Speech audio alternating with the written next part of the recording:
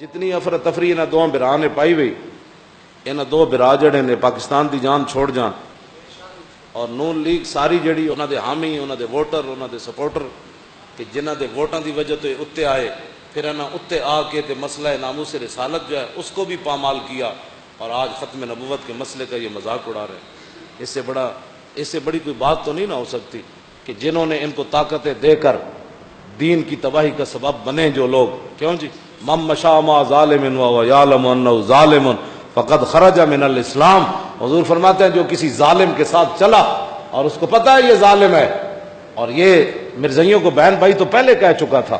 ہاں جی یہ وزیر اعظم پھر بنا ہے بعد میں، یہ مرزائیوں کو بہن بھائی کہہ چکا تھا، جن لوگوں نے اس کی سپورٹ کی اور آج بھی ساتھ کھڑے ہیں، وہ قیامت والے دن 1200 جنگ یمامہ والے صحابہ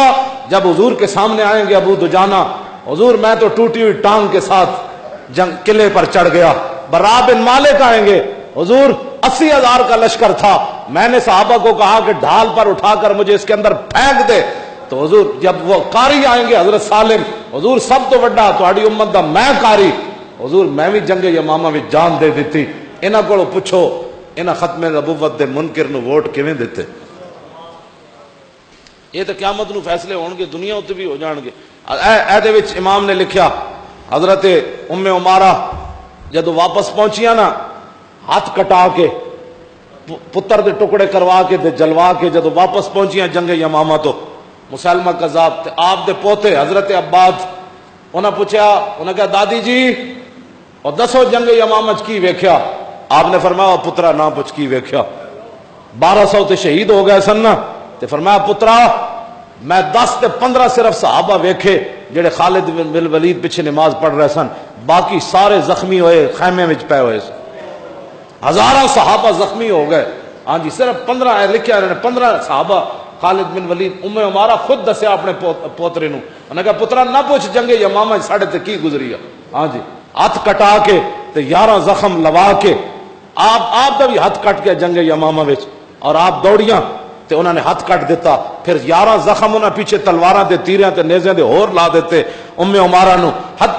فرماتی ہیں حتی انتہیت الی الخبیث، فرمایا یہاں تک کہ وہ اس میں خبیث کے پاس پہنچ گئی، مسلمہ کذاب کے پاس، انہوں نے قسم اٹھائی تھی کہ میں اپنے ہاتھ سے اس کو ماروں گی، فرماتی ہیں جب میں پہنچی تو وابنی عبداللہ یمسح سیفہ بثیابی، میں ویکھیا تے میرا پتر عبداللہ ایک تے پہلے دے چکیاں دوسرا لے کے آ گئی عبداللہ، تے فرماندیاں میں ویکھیا تے میرا پتر عبداللہ اپنے کپڑے نال تلوار ہوتے خون صاف کر رہا، تے میں پوچھا قتلتا ہوں، میں پترا ایک حضور دے دشمن ختم نبوت دا مار دیتا نے؟ قال نعم یا اماں، فرماتے ہاں امی جی مار دیتا ہے، فسجدت للہ شکرا، فرماتی ہے کہ میں پھر سجدے میں گر پڑی۔